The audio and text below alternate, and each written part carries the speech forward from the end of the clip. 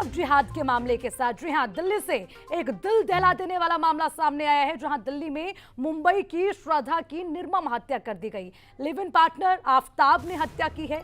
8 मई को श्रद्धा का मर्डर किया गया। आफताब ने लाश को कई टुकड़ों में काटा, फ्रिज में रखता था लाश के टुकड़े, ये भी खबर सामने आई। तो वहीं मुंबई के कॉल सेंटर में दोनों मिले थे, आफताब और श्रद्धा, जहां से उनकी ये दोस्ती की शुरुआत हुई, जो कि परवान चढ़ी। और उसके बाद हश्र क्या हुआ, उसको लेकर आज हम बात करने वाले हैं। परिजनों के विरोध के चलते मुंबई छोड़ी, दिल्ली आई। दिल्ली में लिव इन में रह रहे थे दोनों। तो वहीं पर महरौली से दिल्ली पुलिस ने आफताब को गिरफ्तार किया है। परिजनों के शक पर तफ्तीश की गई, जिसके बाद ये बड़ा खुलासा हुआ। और खबर ये भी सामने आई है कि रोज रात 2 बजे लाश के टुकड़ों को जंगल में फेंकता था आफताब। आफताब ने 300 लीटर का फ्रिज खरीदा था। मुंबई के कॉल सेंटर में इन दोनों की इस दोस्ती की शुरुआत हुई थी। देखिए, आज जिस मामले पर हम लगातार बातचीत करने वाले हैं, ये मामला काफ़ी जो है गंभीर है। और सबसे बड़ी बात ये कि ये कहीं ना कहीं हर एक देशवासी की आत्मा, उसकी रूह को झकझोर देने वाला मामला है। जी हाँ, मुंबई की रहने वाली एक लड़की श्रद्धा, जो कि जो है दिल्ली में आई और वहाँ पर एक कॉल सेंटर में काम करती थी, जहाँ उसकी मुलाकात एक आफताब नाम के लड़के से हुई। वहाँ पर दोनों की दोस्ती हुई, उनकी दोस्ती परवान चढ़ी और उसके बाद ये मामला घर तक गया। घर वालों ने इस मामले को लेकर, इस दोस्ती को लेकर नाराजगी जताई।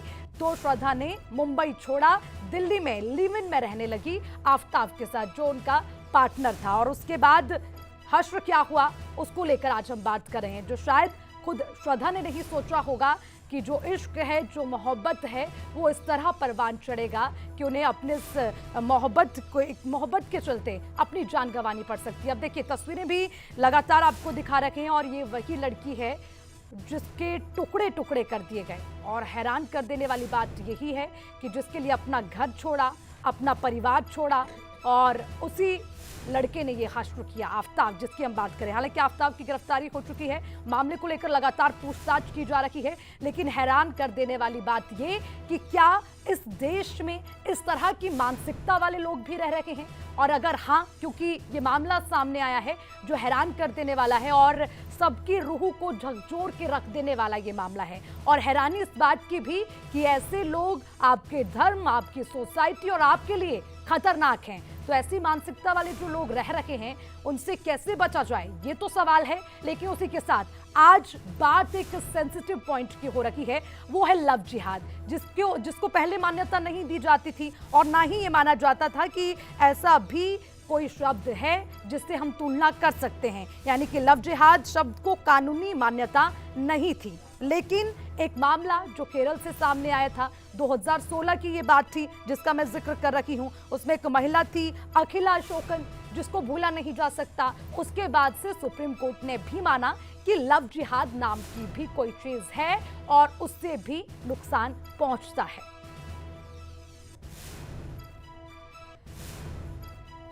तो बात कर रहे हैं दिल्ली से एक ऐसी खबर के सामने आने की जिससे सुनकर किसी की भी रूह कांप जाए।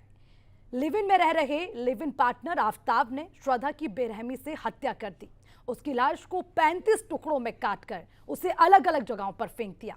फिलहाल पुलिस की टीम आरोपी के बयान के आधार पर श्रद्धा की लाश के टुकड़े ढूंढने में जुटी हुई है। इस पर देखिए रिपोर्ट।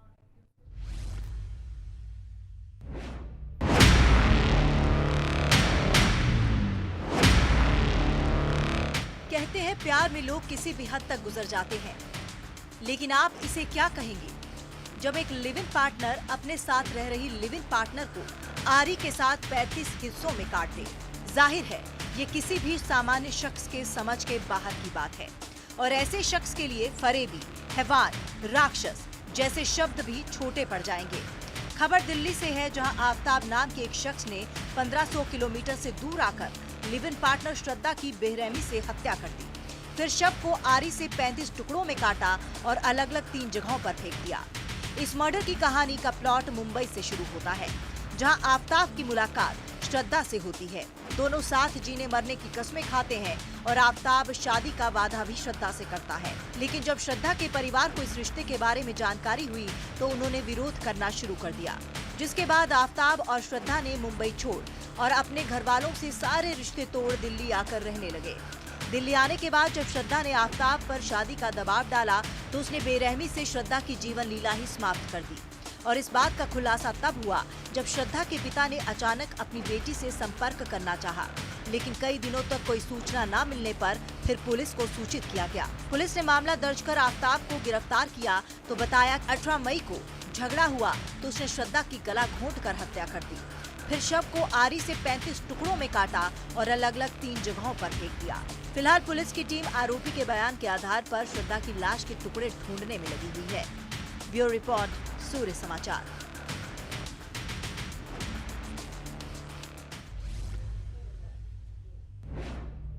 तो लगातार बात कर रहे हैं दिल्ली से दिल दहला देने वाली जो खबर सामने आई है, जो सबकी रूह कपा दे। जाहिर सी बात है, और मामला इतना गंभीर, और उसको लव जिहाद का नाम इसलिए भी दिया जा रहा है क्योंकि जिस श्रद्धा के टुकड़े टुकड़े कर दिए गए वो उसी का प्रेमी आफ्ताब था और दोनों ही अलग अलग समुदाय से ताल्लुकात रखते थे। तो जाहिर सी बात है कि जिस तरह से बेरहमी से श्रद्धा की हत्या कर दी जाती है, इसे मोहब्बत कहना तो मुझे नहीं लगता सही होगा, और इस पर आगे भी चर्चा करेंगे। लेकिन उसी के साथ तमाम जानकारी के लिए सबसे पहले रुक करते हैं हमारे संवाददाता विनय सिंह का, हमारे साथ जुड़े हुए हैं। विनय, एक बार आपसे पूरा अपडेट लेना चाहेंगे। दिल्ली से जो बड़ी खबर सामने आई है, श्रद्धा की निर्मम हत्या कर दी जाती है और उसके टुकड़े टुकड़े किए जाते हैं, फिर रात 2 बजे उठकर उन टुकड़ों को अलग अलग जगह पर फेंक दिया जाता है।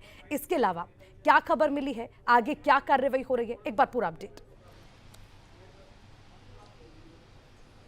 देखिए, बिल्कुल यहाँ पे सिर्फ श्रद्धा के टुकड़े टुकड़े नहीं किए बल्कि उसके प्यार विश्वास के भी टुकड़े किए हैं। पहले आरोपी आफ्ताब अमीन पूनावाला जो बेरहमी से पहले उसका गला दबा के उसकी हत्या करता है, और सिर्फ इतना ही नहीं, पुलिस को गुमराह करने के लिए, लाश को ठिकाने के लिए 35 टुकड़े करता है और उसको 18 दिन तक दिल्ली के जो जंगल इलाके हैं उनको रात को 2 बजे फेंकने के लिए निकलता है। जिस तरह से पुलिस ने तफ्तीश की आफ्ताब से, उसने बताया कि उसने जंगल इलाके इसलिए चुने क्योंकि उसको इस बात की उम्मीद थी कि जंगल में जो जानवर होते हैं वो मांस को खा जाएंगे। अलग अलग इलाकों में फेंकना उसने इसलिए रखा ताकि पुलिस को गुमराह किया जा सके। ये वाकई में एक खौफनाक और दर्दनाक वाकया है। वो लड़की जो किसी लड़के पे विश्वास करके अपना घर बार छोड़ देती है, अपना शहर छोड़ देती है, अनजान शहर में आके बसती है, लेकिन उसको अनजान शहर में आने के बाद उसकी हत्या और हत्या के बाद उसकी निर्मम हत्या करके टुकड़े अलग अलग इलाकों में फेंकना, ये वाकई में दिल झकोर देने वाला मामला है। जब पुलिस को भी इस बात का पता चला, जब आफ्ताब को गिरफ्तार किया गया, पुलिस भी हैरान रह गई कि किस तरह से निर्मम हत्या यहाँ पे हुई है। अगर मैं आपको शुरू से अगर सारा वाकया बताऊं तो आफ्ताब और श्रद्धा दोनों ही मुंबई में एक कॉल सेंटर में काम करते थे। दोनों में दोस्ती हुई, दोनों में प्रेम हुआ। दोनों के परिवार वालों ने, जो कि मुंबई में रहते थे, पालघर की रहने वाली है श्रद्धा, वहाँ पे परिवार वालों ने, चूंकि दोनों अलग अलग समुदाय के थे, दोनों के परिवार वालों की तरफ से, श्रद्धा के परिवार वालों की तरफ से खासकर इस रिश्ते को अपनाए नहीं किया, जिसके बाद दोनों भागकर दिल्ली आए, दिल्ली के मेहरौली इलाके में रहने लगे। 18 मई वो रात है, 18 मई वो वक्त है, दिन है जब श्रद्धा की हत्या हुई।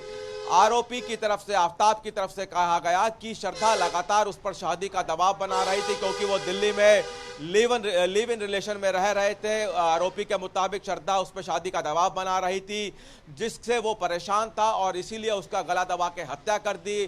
पुलिस को गुमराह करने के लिए और लाश को ठिकाने करने के लिए उसने 35 टुकड़े किए, आरी ली, बाकायदा फ्रिज भी लिया और फ्रिज में उन लाश के टुकड़ों को रखा।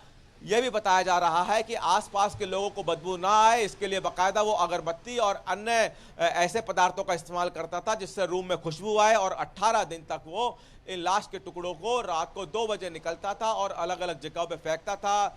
इसके बाद जब श्रद्धा के पिता को ये पता चला कि उनकी बेटी से किसी तरह से उनका संपर्क नहीं हो पा रहा है, ना ही सोशल मीडिया पे उनकी बेटी किसी तरह का कोई अपडेट कर रही है, तो उनके पिता दिल्ली आए। 8 नवंबर को उन्होंने ये पाया कि जहां श्रद्धा रहती थी वहां पे ताला लगा हुआ है, जिसके बाद उनके पिता को शंका हुई और उन्होंने मेहरौली पुलिस को शिकायत दी, जिसके बाद पुलिस ने जांच पड़ताल की और पुलिस ने सर्विलांस इंटेलिजेंस की मदद से आफ्ताब को गिरफ्तार किया। आफ्ताब से ठीक है, विनय, रोकना चाहूंगी आपको, वापस आऊंगी आपके पास, लेकिन करनी सेना के अध्यक्ष सूरजपाल अंबू हमारे साथ जुड़े हुए हैं। सूरजपाल जी, आज जिस मुद्दे पर हम आपसे बात करने वाले हैं, लव जिहाद, जिसको लेकर अक्सर चर्चा होती है, लेकिन आज जो खबर सामने आई है उस पर आप क्या कहेंगे?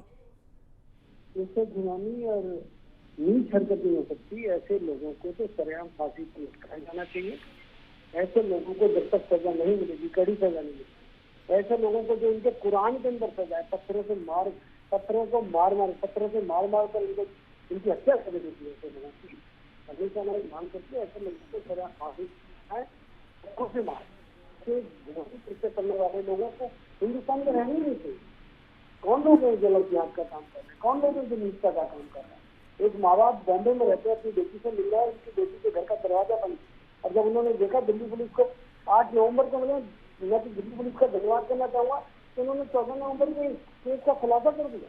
सबसे टुकड़े किए उस बच्ची की डेड बॉडी, उसकी जो टुकड़ों में मिली है, बदबू जो उसकी स्मेल आ रही थी, उसको अगरबत्ती जला दिया जिस प्रकार से वो अपने घिनौने को छाने का प्रयास कर रहा था, तो निश्चित तौर पर मुझे लगता है इससे बड़ी घटना कर गया। उसके बाद मैं समझता हूँ कि मेरे घर के बाद उससे भी घिनौना ये हुआ है, हत्या हुई है, ऐसे लोगों को सरेआम फांसी पर लटकाना चाहिए और पत्थरों से मार कर उनको सजा न मिलनी।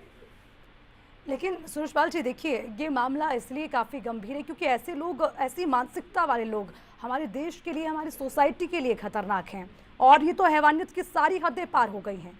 इसको मोहब्बत कैसे कहा जाए? निश्चित तौर पे ये किस बात की मोहब्बत, कैसी मोहब्बत की मोहब्बत है क्या? अपने बच्ची की लव जिहाद के चक्कर में झूठ बोलकर उसको प्यार की जगह में फंसाना और उसको 36 टुकड़े कर देना, ये प्यार है? ये तो निष्ठा है, ये तो हैवानियत है।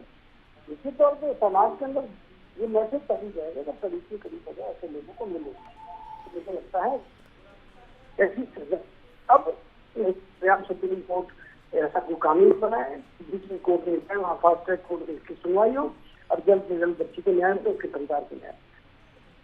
बिल्कुल सुरेशपाल जी, अब सीधा सवाल मेरा, हालांकि थोड़ा कड़वा हो सकता है लेकिन आप मुखर होकर अपनी बात रखते, इसलिए मैं जानना चाहूँगी, जिस तरह से मामला सामने आया है, क्या ये माना जाए कि जो हिंदू लड़कियां हैं उनको टारगेट करने की कोशिश की जा रही है? क्योंकि मोहब्बत होती तो शायद आज ये तस्वीरें हमारे सामने नहीं होती। और जिहाद के विरुद्ध जो हम लोग लगातार 3-4 सालों से आवाज उठा रहे हैं, लव जिहाद क्या है? ये यही हिंदू बेटियों को झूठ के माध्यम से सिखाया जा रहा है और हिंदू बच्चियों को टारगेट किया जा रहा है। मेरे को कोई 2 हिंदुस्तान की घटनाएं बता दो किसी हिंदू बच्चे ने मुस्लिम बच्चे के साथ इस प्रकार की हरकत की। तो निश्चित तौर पर हिंदू बेटियों को टारगेट किया जा रहा है और हिंदू बेटियों को भी इस प्रकार की घटनाओं को देखकर समझना चाहिए, अकल आनी चाहिए, अकल आनी चाहिए। जो इनके जाने फंसने जा रही हैं या फंसेंगी उनको समझना चाहिए कि इस प्रकार की की हदों को पार करने वाले लोग हैं। ऐसे लोगों को तो मैं समझता हूँ तो अगर तो कानून क्या होता है हम बता। आज बिल्कुल सुरेशपाल जी, आज ये तस्वीरें सामने आई है, जाहिर सी बात है कि हर कोई गमगीन है और हर किसी की आत्मा अंदर से झकझोर कर रखती है इस मामले ने। तो क्या अब इस पे कहीं क्या कार्रवाई होनी चाहिए? हालांकि सुप्रीम कोर्ट ने पहले इसे मान लिया, जबकि पहले ये नहीं माना जाता था क्योंकि कहा जाता था कि धर्म को बांटने की बात है और सभी को मान्यता है प्रेम की। लेकिन अब ऐसी तस्वीरें सामने आई तो मुश्किल है कहना कि किस पर विश्वास किया जाए।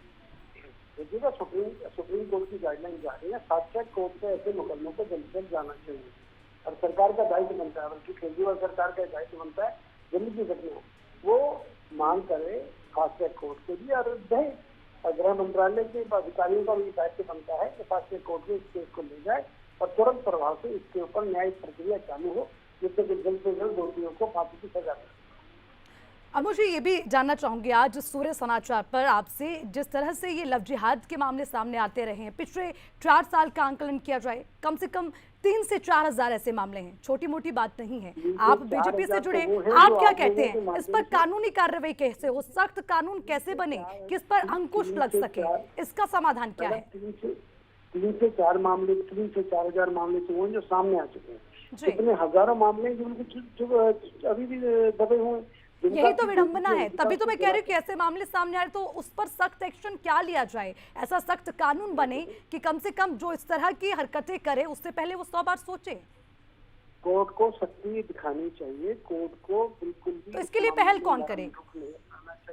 जनता को करना चाहिए, जनता आवाज उठाएगी, जनता है हम लोग देश के कानून के जो बड़े बड़े वो बैठे हैं न्यायाधीश, उनसे मांग करते हैं। फालतू केसों में तो राजीव गांधी वाले केस में 20 लोगों को इन्होंने बरी कर दिया, परंतु जो दारा सिंह जैसे लोग अभी भी अंदर पड़े जो हिंदुत्व की आवाज उठाते थे उनको क्यों बरी करते? यहाँ पर भी जो बात है न्याय भी न्याय प्रक्रिया के अंदर यहाँ पर भी पक्षपात है। तो हम तो चाहते हैं जो जिस प्रकार की घटनाएं होती हैं उनके खिलाफ न्यायिक प्रक्रिया सख्त होनी चाहिए।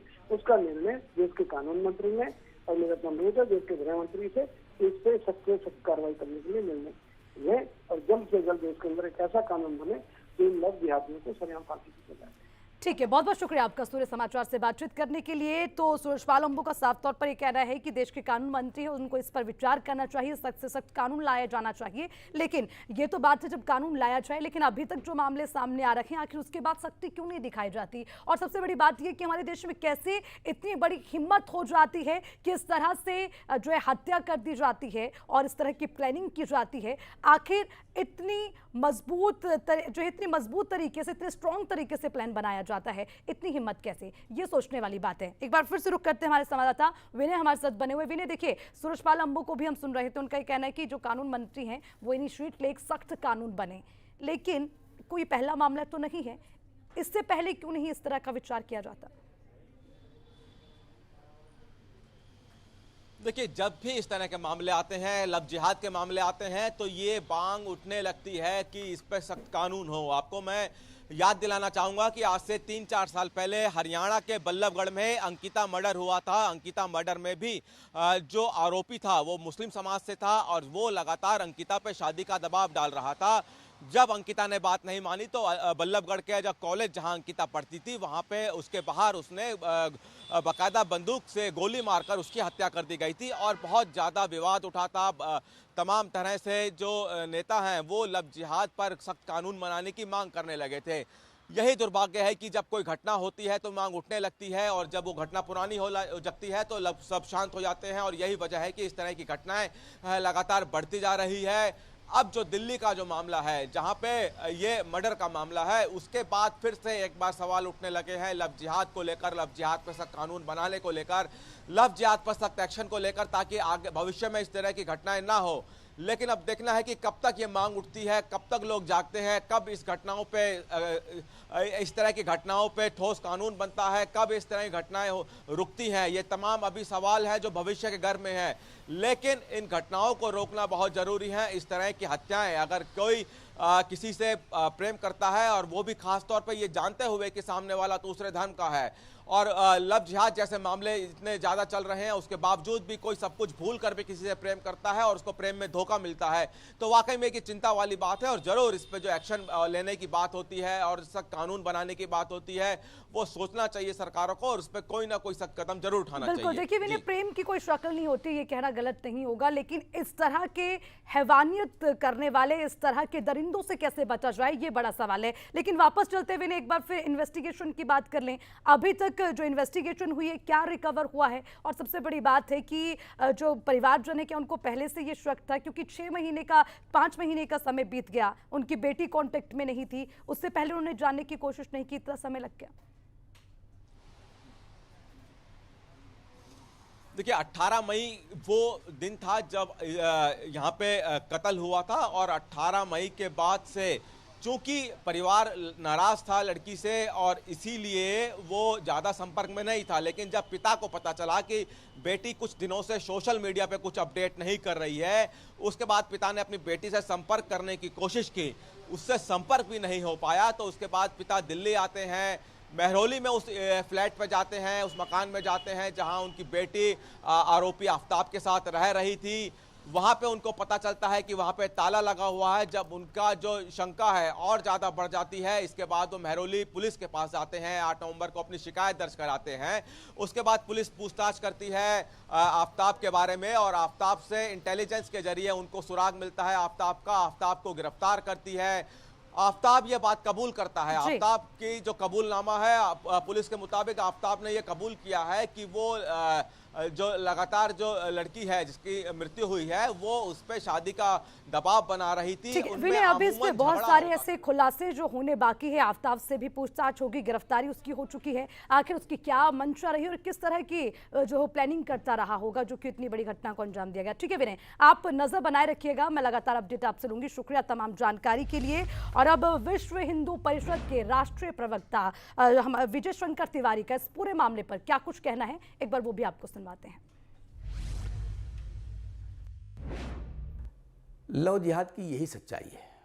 आज से लगभग 10-1 साल पहले जब केरल से ये विषय उठा था लव जिहाद का, जहाँ पर 4500 लड़कियों को लव जिहाद के जाल में फंसा के उनको कहीं ना कहीं कुछ लोगों लड़कियों को आतंकी भी बना दिया गया था, ईसाइयों ने उसकी शिकायत की थी, तब देश में लोग नहीं मानते थे। लेकिन आज जो दिल्ली में ध्यान में आया कि आफ्ताब नाम का वो जिहादी जिसने मुंबई की लड़की श्रद्धा को के साथ लव रिलेशन में रह रहा था, लेकिन जब शादी की बात हुई तो उसने उसको 35 टुकड़ों में काट दिया और दिल्ली के 18 अलग अलग स्थानों पर उसको फेंक दिया।